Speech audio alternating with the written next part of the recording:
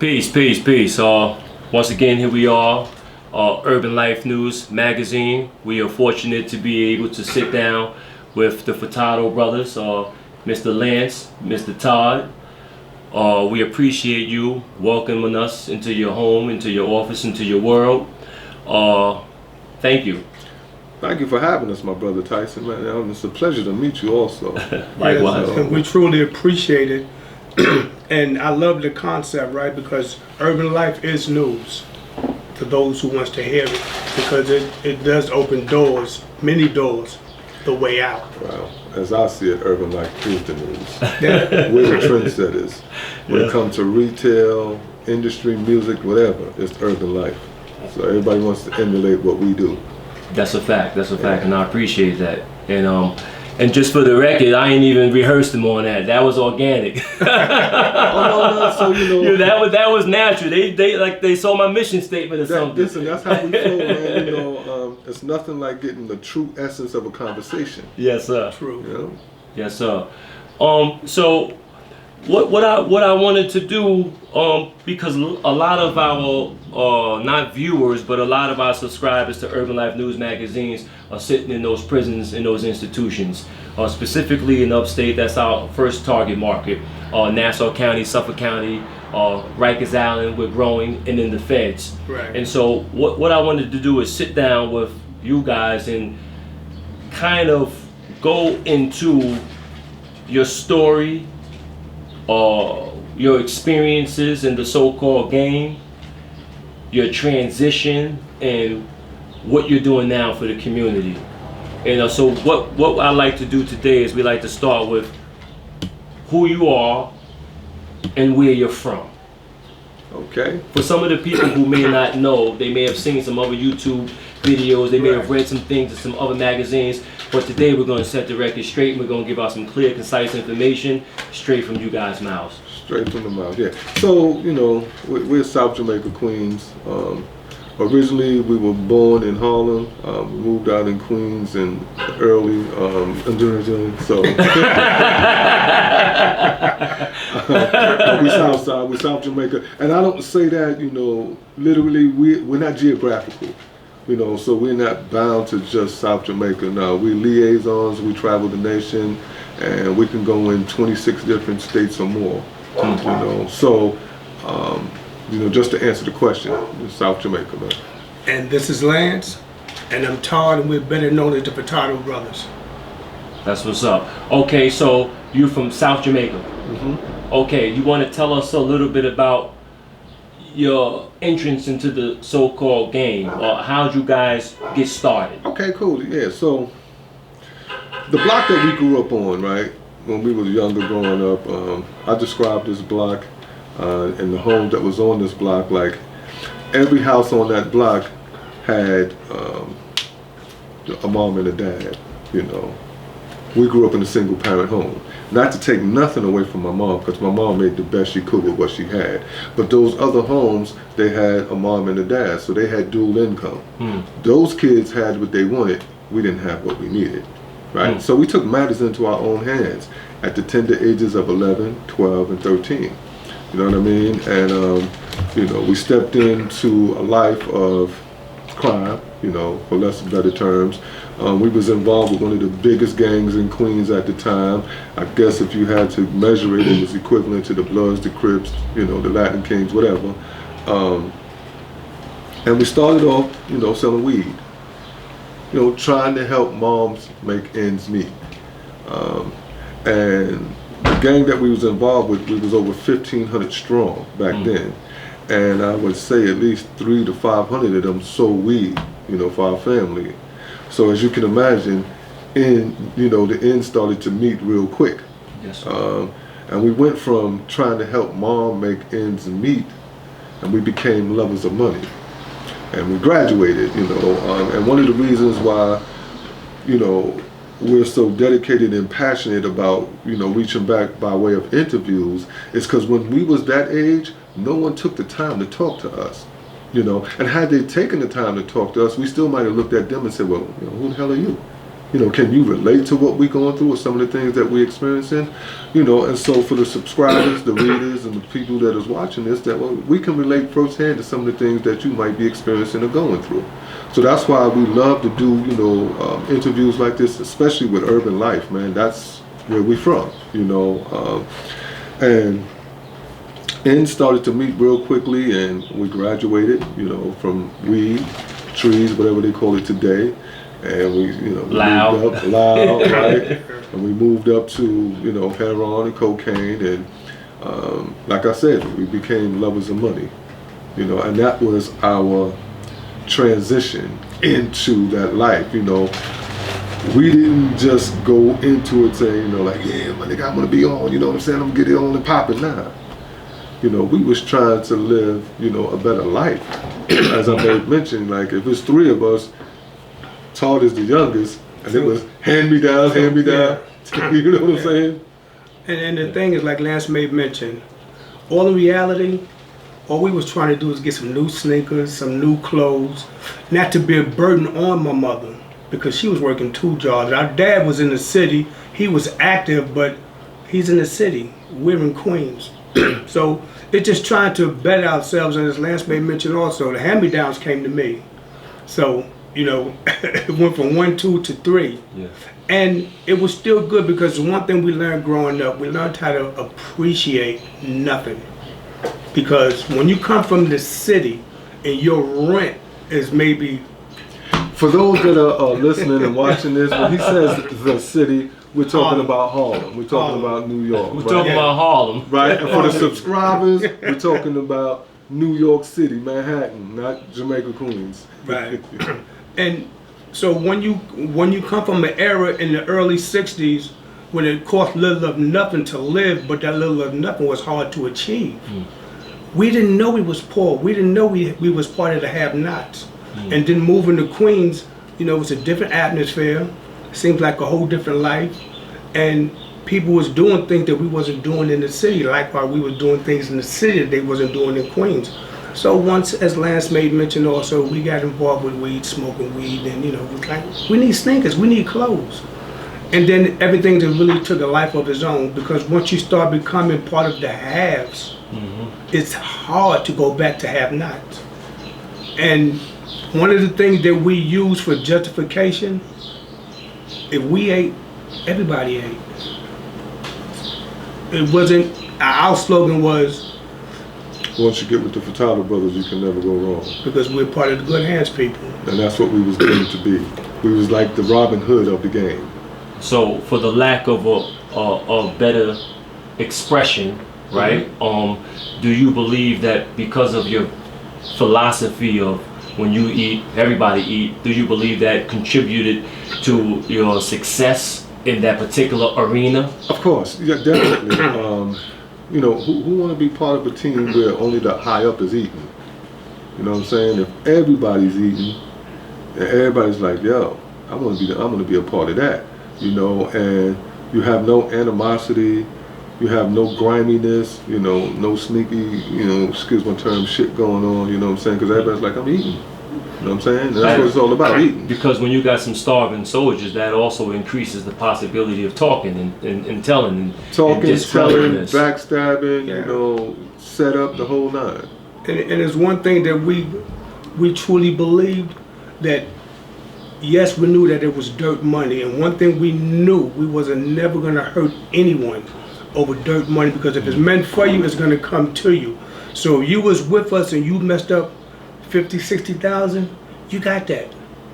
I don't know about 50, 60,000. No, so You got that, because we wasn't dropping bodies over no money, regardless of the amount that's it the end was. result. Regardless of the amount it That's the end was. result. We're not I mean, gonna yeah, drop. you would have to pay it off, but as far as getting limbs, bro, we wasn't with that. So you ain't talking about an amount, you're talking about a Listen, philosophy, a a philosophy. strategic Right. approach. Yeah, so there ain't no 50 No, or 60 I just- grand. No, you know, I just used that for this present, because if it would have been 50 or 60 grand, we wasn't hurting nobody over that money. Because in that life, we already knew there's no right way to do wrong. So if you're doing wrong and you're capitalizing on your wrong by hurting someone that's doing what you're doing, or doing it because they're doing it because they see you're doing it, you can't fault them. So in a nutshell, right? the person that got 50 or 60, worth of whatever, right, was bona fide and was a paymaster. So that wasn't even part of the conversation. So like Todd's saying, it's just a philosophy. It's just really, down in the area of 5 and 10, you owed 5,000, 10,000. You did us a favor. You just paid your way out of our life. You revealed your character for a little bit of money. Right, for a little or nothing. But so you stopped yourself. But look, it ain't like people ain't owed $60,000, $70,000 and walked away with it because it happened. But was it a thing? Nah. Because it's sad to say, even in that life, if there's people that want to be part of your crew, they're going to do things that they think that you want them to do. So a lot of things went under the rug because we knew that if we put something in the atmosphere, either one of us, it's 3 of us, if either one of us, Tony Lance and myself, put anything in the atmosphere, someone was going to act on it. Because they thought we put it in the atmosphere, and it may have been put in the atmosphere, yo, don't mess with dude because he's X, Y, and Z. But they took it as, yo, let's snap that arm, break that leg. So we didn't put it in the atmosphere because we realized that even though we're living a life that is not a life that was a gateway to that federal system, there's certain things that we just didn't do. And I appreciate you saying that because I believe what you're talking about is integrity, right? So although we playing in a so-called like a dirty game, and we chasing our visions, we still play the game, right, with integrity, with a certain moral consciousness. Exactly. And that's one of the reasons, that's one of the foundational reasons why I wanted to have this interview, because I believe the game today is lacking that. It's lacking that moral consciousness. It's right? lacking, like you said, rules, codes, procedures, respect, climbing that ladder, Back in the day when, you was described as being a hustler, there was a level of accomplishment that you had to prove yourself in order to get up here. You had to know what was going on down here. And then when you had, the era of crack, anybody could cook up, go stand on the corner and sell and go, oh, yo, I'm top notch, I'm a hustler because they get their dollars, you know what I'm saying? But nah, it was rules, codes, and procedures that went along with the game. Yeah, and you hit it on the head. More rules brings about longevity. Because in that life, enemies come because you have something that they want. But we wasn't an enemy creator. It's like, even before the drug world, people gravitated to us as well as we gravitated to them. But when we got into that drug world, it was really no different because of how we carried ourselves. So now I heard you mention Tony. We talking about Big Brother Pretty Tony. That's what they call him. A lot of our young viewers might not even know that phraseology, but that's why we here today, so they can get some game. Exactly. So we always say Big Brother, but we all 1 year apart. So we just a ladder. Yeah. Okay. Tony, me, Todd. We all 1 year down. Okay. All right. So ultimately, you guys did a bid. If you want to call it that. If you guys at some point got arrested and did a significant amount of time. Yeah, so, and I say it all the time, God had a plan and a purpose for us. We didn't know it then. We was facing 3 life sentences, right? And but there was some doors left open for us. Our soul is intact, so anybody that's watching, reading, they know what that means. Our soul is intact. We don't compromise. You see the shirt, right? Get the shirt. Paperwork good. We saying that for a reason. Exactly. That's what we talking about. I stamp that. We don't Paperwork compromise. is good. Paperwork good. It's your visa through life and your passport through the hood. So I'm glad you touched on that because that's important. Very. There were some gates, and then when you understand gates, you understand methodology and strategy. It don't mean slide out the door at the expense of somebody else. Right. It means understand your situation, count your blessings, and get to maneuvering. Maneuvering meaning shepherdizing, searching your case, Yes, sir. and finding those loopholes that can help you. And so, as I made mention, what the devil meant for hurt, harm, and danger, God took it and turned it into good and multiplied it for the greater. So for those who are sitting up and reading this and laying up, you can go to Fed Third book 191, page 420, and you can see Feurtado versus the U.S. and how we gave time back, you know what I'm saying? And there's some issues there that can help y'all, man. So you need to get up off that cot, get up out the gym thinking you the next LeBron James or Kevin Durant, get up off that mic thinking that you the next Style Peas or, you know, Jadakiss or somebody, or, you know, nah, man. There's only one of them. You know, you gotta help yourself, you know. Yeah. If you don't help yourself, no one's gonna do it for you. So it's more than safe to say that the law library is called the keys to justice. And then the only way you're gonna find that keys if you get in that law library and due diligence. You can't sit back and allow your lawyer, because your lawyer want to eat and he want to get the most money as possible. You have to help yourself, because at the end of the day, it's your life, your freedom on the line, your family home suffering.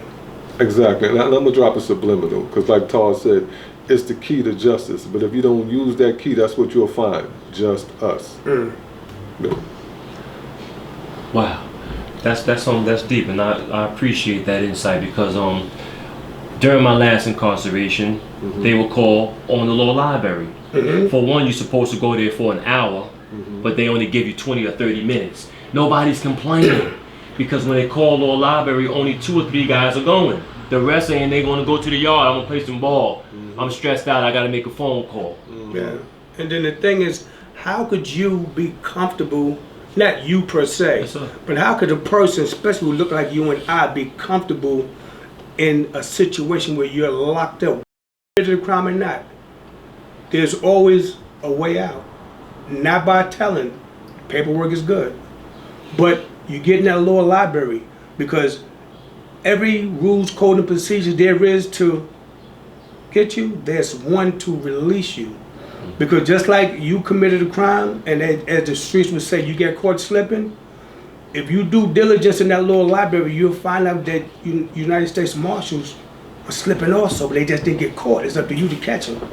And that's where you get in those books. And as Lance said, you shepherdize your case, you find those loopholes, you find those harmful errors, and you use it to your advantage. Because if you don't, that means you're satisfied with doing some time. And if you're a father, it's like I sat back as a dad, like one of my children was born when I was locked up, and I was like, how could I do this to my child? And when your child is born and you're locked up, so your child's gonna hear these stories, and it's more than safe to say that sometimes your child may say, you know what, if it was good for my dad, it's good for me. And they follow those footsteps, not realizing that, yo, there ain't nothing cool about going to prison. I'm not gonna say idiots is in prison, because everyone that's in jail is not a criminal. But there are idiots in jail.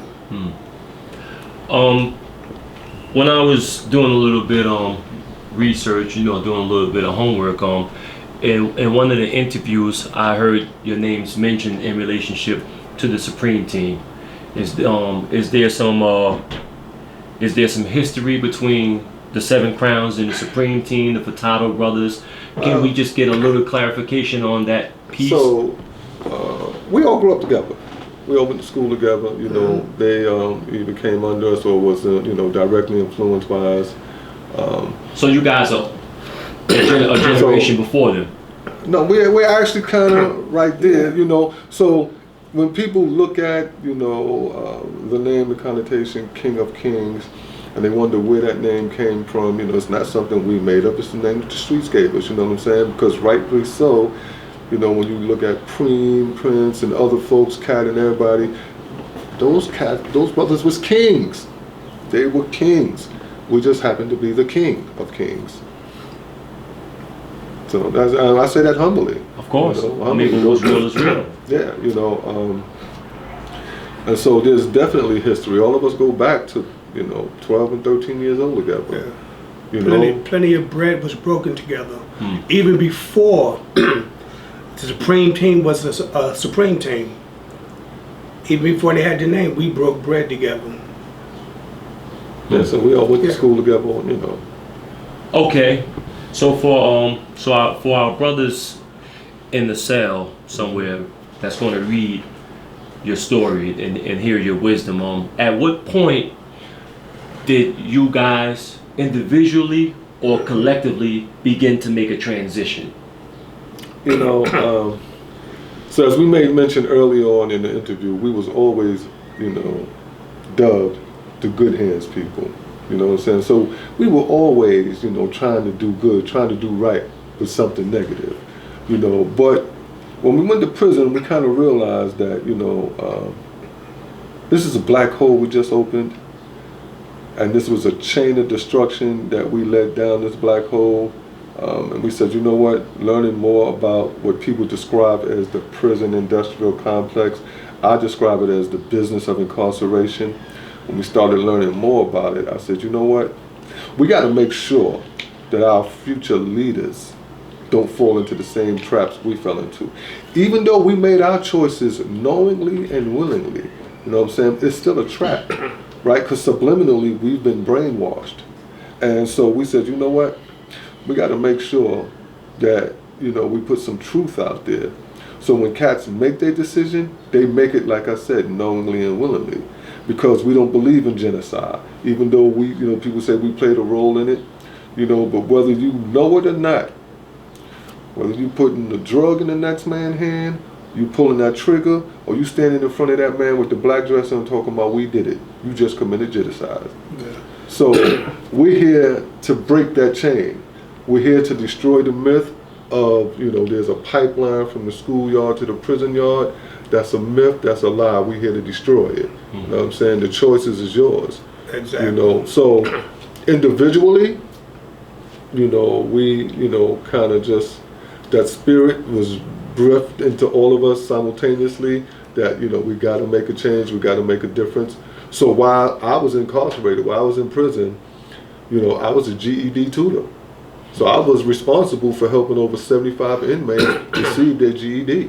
Yeah. And Todd played a major role where he was also. What was the eye opener?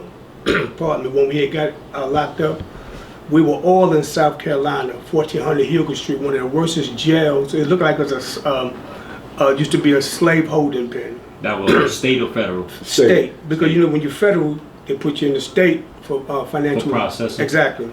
So while we was in this prison, this jail, pardon me, we didn't miss a beat.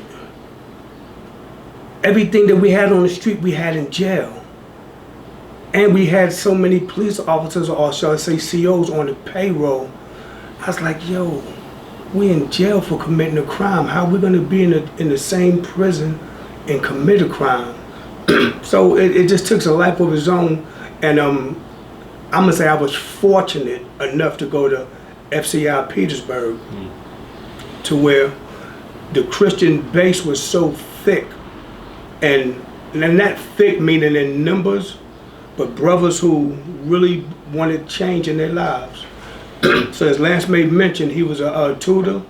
I was also a tutor, but I was a tutor for folks that was older than me, and they gave them a bad label.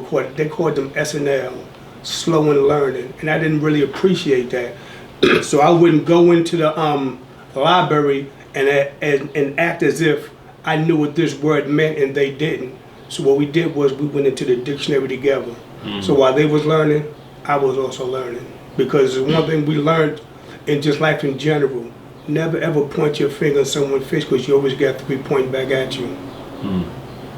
That's a humble perspective. I think there's a lot of power in humility. Yes. Especially with your experience in life, period. And oftentimes we run across gentlemen who have significant experience and accomplishments in this life, and they take on a different attitude towards people. And so earlier we kind of mentioned your brother, Mr. Pretty Tony. Mm-hmm. So where is he in? So right now, Tony is a licensed broker, dealing with real estate. And his mission kind of falls right in line with the King of Kings Foundation, because he's helping to get affordable housing and homes for folks who really can't afford it. You know what I'm saying? Or, dealing with rent stabilized places. He's helping a lot of people with his real-time solution. That's his own realtor, real-time solution. I'm gonna drop that in there. Shout out to Real Time. You know what I'm saying? Tony and his partner in the mix. 2 sites. Yeah, one coming near you, wherever you are. But yeah, so it was no way that, we could come home and fall right back into what we did for 25 plus years of our life. And that's virtually unheard of for someone to have a 25 plus year run, still here to talk about it, intact, soul is intact, you know what I'm saying? And we have sound mind with us. That's a fact. Sound mind is key. Most important, yeah. Yes, that's a big point. Because you got a lot of gentlemen, right? And God bless them, that are coming home from bids and they're messed up. Yeah, you know what? It's so much going on, man, that, and then they're putting names to it now, bipolar, disorders, and, we didn't know that growing up, and we didn't even, recognize it. But one thing we're not going to do, we're not going to glorify a past history, because then, cats look at it and, be like, and I'll just share a story that, no matter where we was, right, the COs, the lieutenants, the captains, everybody, they used to come to us individually in our own prisons, wherever we was, and they go, you know what? I hear cats walking around talking about how they did the damn thing and they was about it, and this and that. He said, I'm reading their jackets and these dudes is all phony, these dudes is all lying. They said, yo, but you and your family is the real deal. How are y'all so humble? And we was always deemed to be a quiet storm. You know what I'm saying? And you hear some people throw the term around, real gangsters moving silent, you know what I'm saying?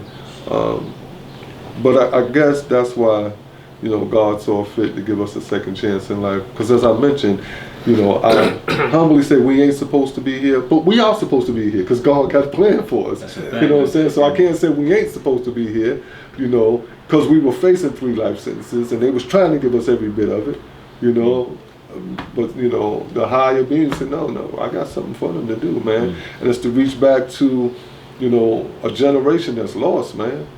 And we love the youth, man. I mean, we're in school's hard body, and I wish when I was in junior high school and high school that somebody of our character, came back and said, yo, man, listen, man, let me give you the 411 for real. No question. And you know what? We were starving for that as young guys. Somebody charismatic and solid to listen to. And I'll be the first to tell the world, jail was too good for us. For the way we was living and the destruction that came along with that life, we should have blew hell wide open.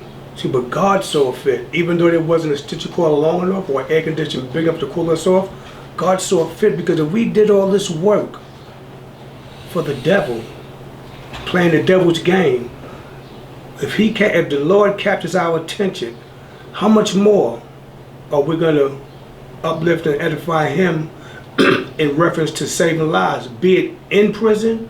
Because at that time when we turned our lives over to the Lord, we had no idea we was going to spend the rest of our lives in jail or not. But we knew that we couldn't do the same thing, have the same conversation, because there's a lot of young cats, and you can attest to that, there's a lot of young cats that's not only in state prisons but in federal prisons, and a lot of them are on joke time, not realizing that you just gave your life away. It's like we got caught up in that stigma that the white man took my freedom. White man ain't take nothing.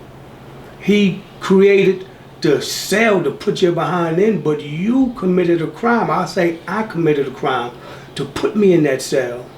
So while in that cell, I had to use rational thinking. Like I came in stuck on stool, but there's no way I could dwell in there being stuck on stool, because I have to realize first and foremost, because it says correctional facility, that's a myth. No correction comes from inside any prison system. Prison breed criminals. So you have to be a strong person to make a conscious decision. Like, I don't care what type of money we've made collectively or individually. There's no way I could put myself in this position again, because first and foremost, as long as we have wives and kids.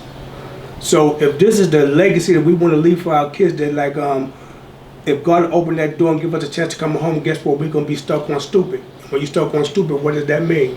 You're going to be put out there in court recidivism.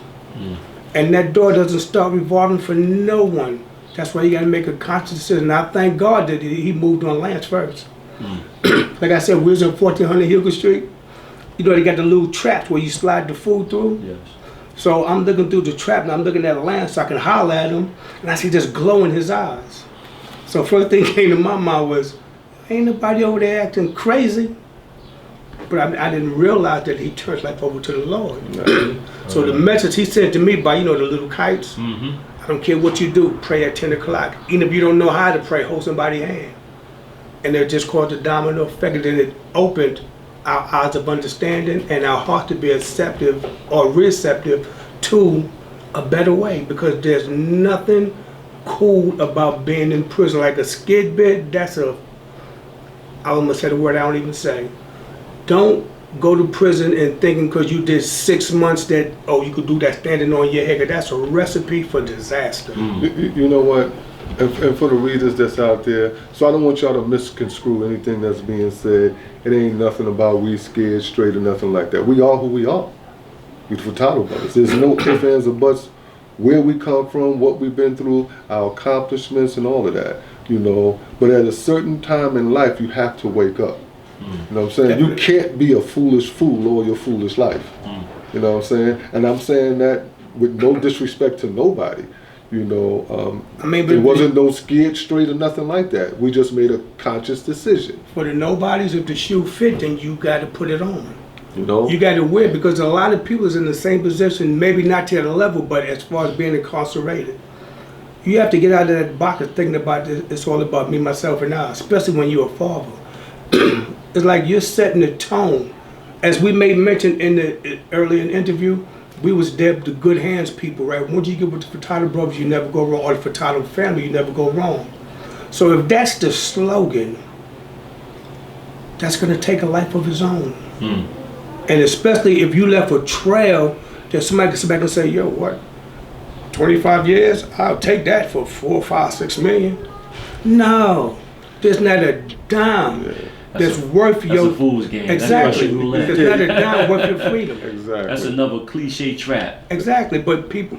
It's almost like rap music, man. People set fall you into up. it. They It's fall a into big it. setup. So, and our thing is to motivate, educate, uplift, and inspire Yes. everybody to reach their full potential, despite the elements that surround you. And that element might be prison, it might be drug life, it might be gang life, it might be whatever. We're not hating on nobody because we come from that. So we got nothing but love for everybody, man. We just want to encourage you, man. You know what I'm saying? If you make a choice, then live by that. But we promote positivity. Okay, so I got just a few questions. I don't want to hold you guys all day, although I'd love to make a day out of this. And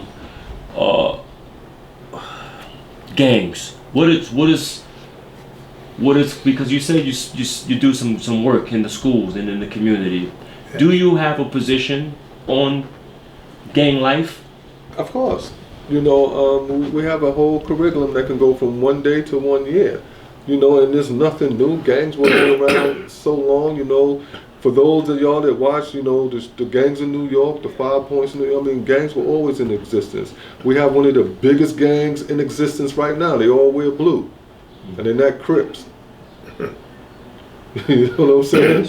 So we describe, New York's finest as gangs. When you look at the gangs in New York, they showed how, the police department, fire department, whatever, it was all a gang, right? It's all a clique, it's all your team, Growing up in gangs, it's just how you allow yourself to be used, because everybody's going to be used in some shape, form, or fashion. We did what we did, but we was also being used politically, when they were trying to close down the night centers and things of that nature. They kind of kept a lot of us off the street, even though we utilized it for negativity, but it still kept us indoors. Whenever they was trying to close one of them, one of the local politicians would come to us and say, hey man, I need y'all to come march with me. They trying to close down your center, and that was a way to get to us. And we was like, what? Because they knew we wasn't scared about nothing. What, close what? Nah, they ain't closing nothing. So, there are some positive, politically right, correct things that you can do while you're still involved. And then I'll give you, a gang in Pacific, that, they started to me. I remember when they started off as a gang, and then, they started policing, the train stations and everything like that, especially, when it was the Son of Sam, right? What's their names? They wear the red bonnets, Come on, y'all got Guardian it. angel. The Guardian Guardian angels. Yeah, the guardian angels. You know They what was I'm saying? everywhere.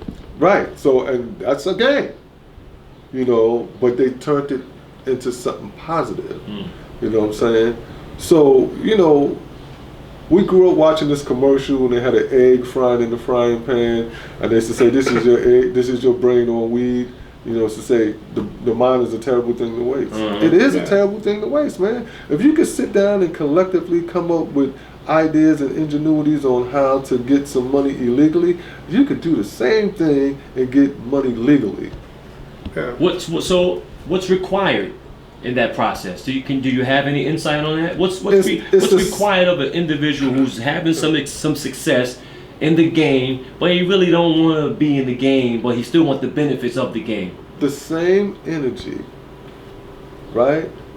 The same ingenuity, the same methodology, the same thought process that you put into making that illegal money, saying that, you know, I'm gonna go and I'm gonna start up, I'm gonna buy me, you know, half an ounce of this or that, I'm gonna bag it, I'm gonna do this, I'm gonna turn it into this, and I'm gonna build an empire. But you use that same concept positively. You know what, man?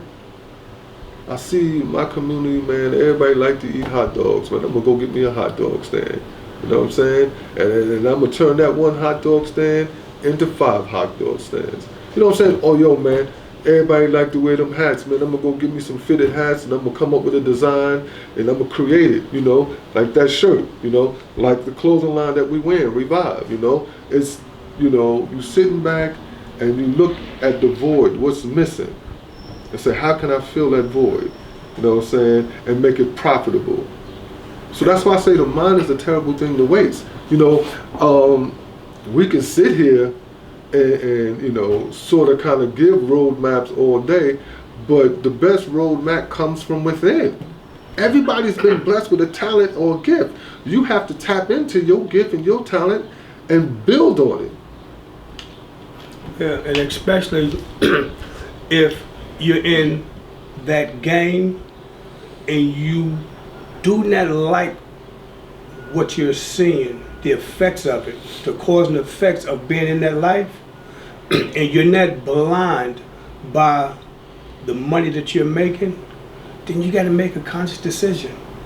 Yeah, what you may look into may not be as equivalent as getting that fast money, but slow money is good money and it's safe.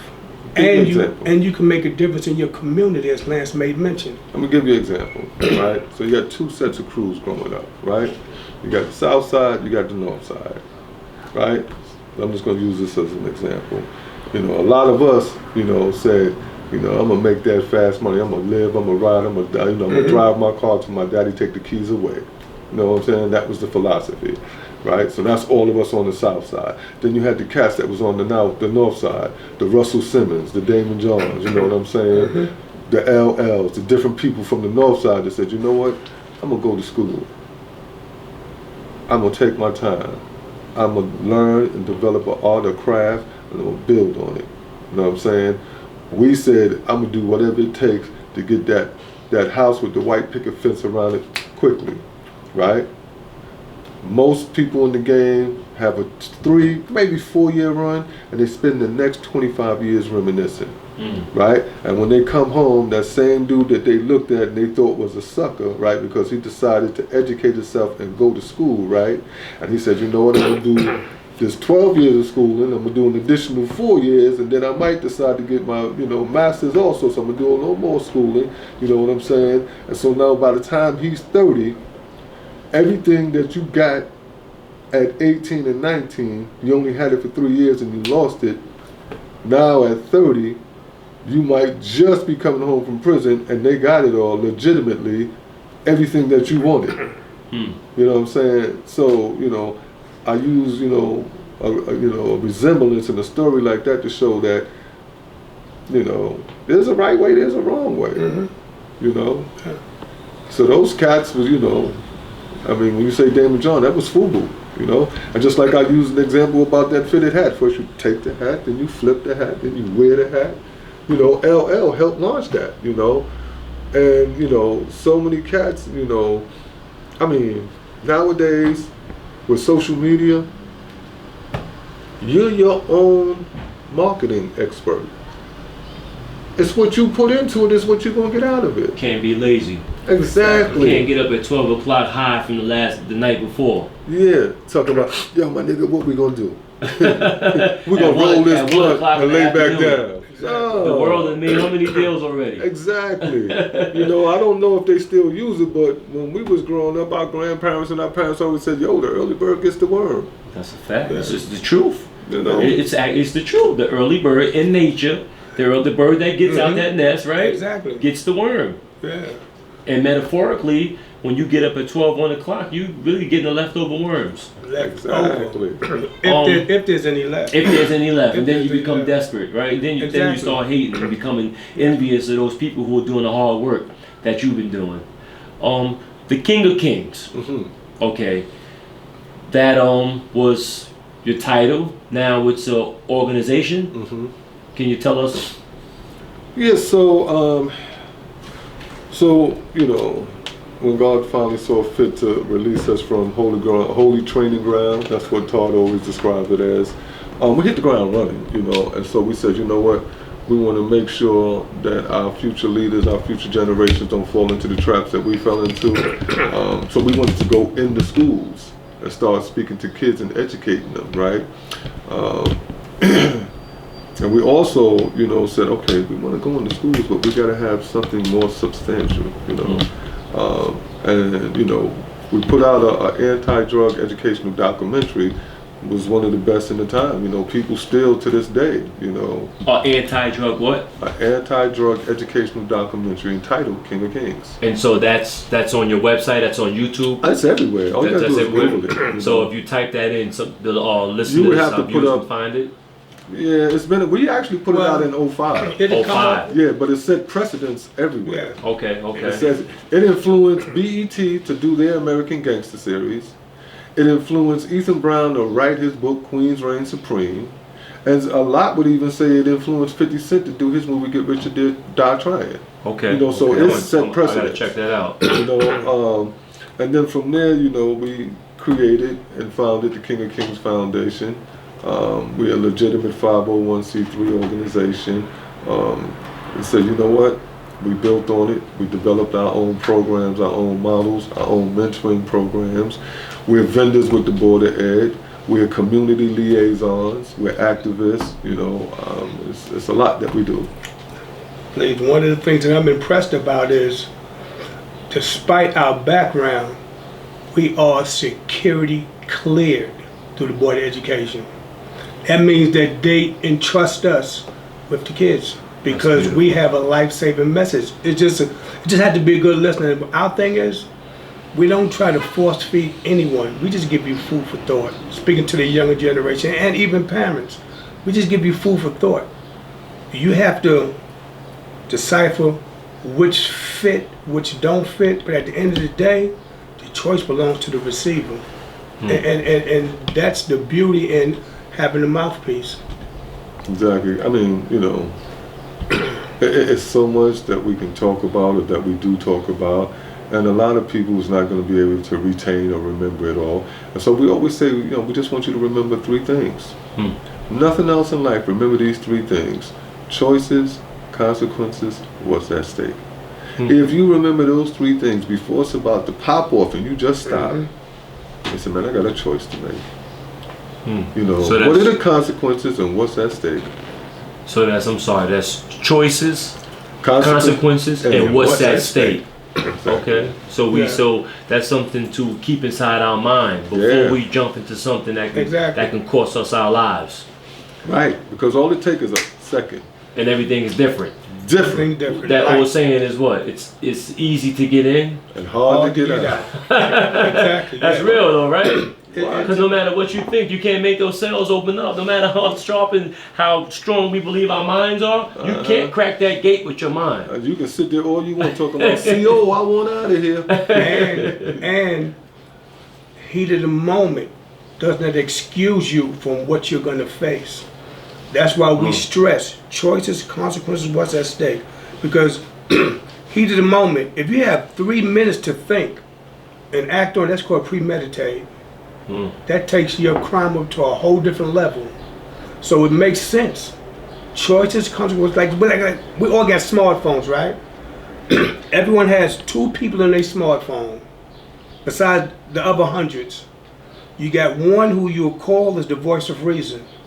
Then you have one you'll call and say, yo, I don't even want to hear it. Let's do this. They're gonna amp you up.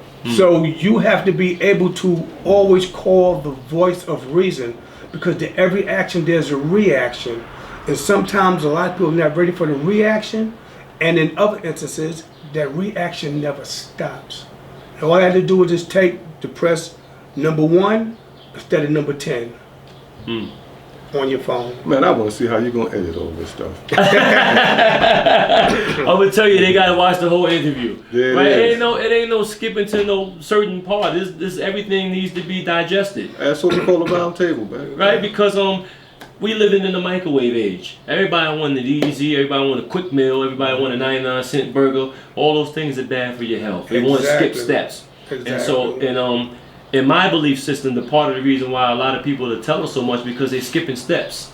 Kids in the hood, and I use the hood in the most highest favorable way that I can use it. They don't even slap box no more. They got this mindset where if you hit me, I'm gonna shoot them. Yeah. Right? They skipping steps. Yeah. And they save their money. I'm sorry, I know you want. We just No, they you save good. they save their money because because they have ease of entry in the game now. So you got a job, you're a working kid, you save a couple dollars and you get you a quarter pound of weed, right? You don't really know nothing about it because everybody sell weed. You can sell a little bit of weed, and then you get caught. Now they offering you hypothetically 5 years, right? Now you ain't never been to jail. You never did 6-5. You never did 8 months. You never been to Rikers Island yet. You think this guy is going to do 5 years in prison? Because at the essence of who he is, he's not a street guy anyway. Not if you don't have to. and everything you just spoke about just makes me think of so many people forgot about the process. The process is like a child being born. You crawl, you walk, you run. Didn't I say that in the beginning? Yes, sir. I said rules, codes, and procedures. There's a ladder that you have to climb. Yeah. Yeah. And we're not here to give you no roadmap to the hustle game. There's no right way to do wrong. Wrong is wrong. For a lot of you listeners, and maybe not. Some of you, we was your age. You was never ours. So if it makes sense to pay attention, then pay attention. If it don't make sense, that's a recipe for disaster, because somebody has something more than a little decent or on point, as the world would say. They could help you elevate through this thing called life. All you gotta do is just pay attention. It's a slippery and bumpy road. We all don't have to trip. Learn from our mistakes. We trip, we fail, we bust our face. Why should you have to? So part of what we do at Urban Life News Magazine, we got a section in the magazine that's been receiving a lot of positive feedback. It's called shout outs, right? A shout out is a personalized message from someone in the street, along with a picture of the person that's locked up, and they put a personalized message to that person locked up, and we put it in the magazine, right? So what we like you to do right now is, do you have a shout out you want to give someone specifically? Oh, man, do you know how many people we have to say? Listen, you're going to put us on the spot when people be like, yo, he ain't shout me. I'm going to just say everybody, man. Cat, Preem, Prince, everybody, Pap, Tut, everybody, man. I mean, we could keep naming, man. I got so many dudes that's, behind them walls, man.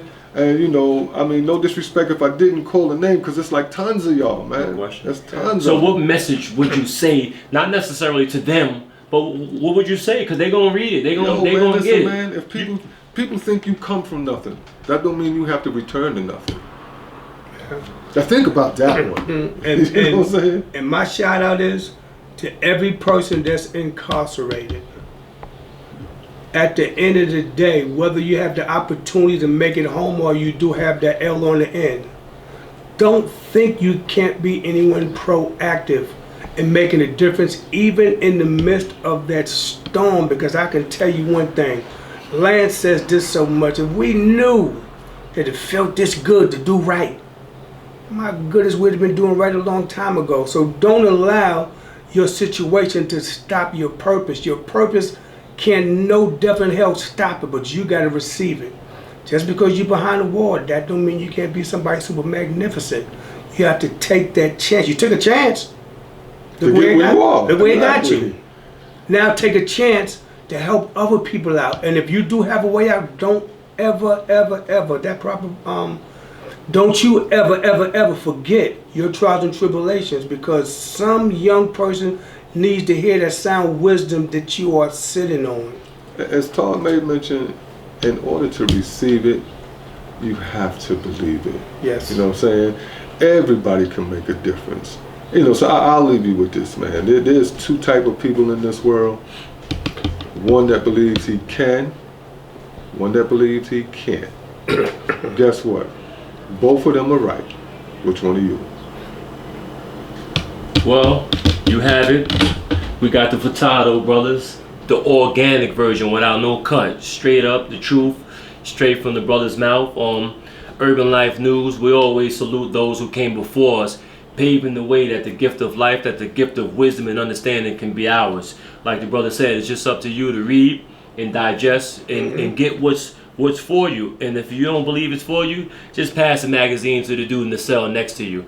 But before we go, I see you guys got some dope shirts on. I see Revived. Yes. Yeah. That's how my clothing line Revived. And Todd has a profound way of expressing it, because the revive can mean anything. Yeah.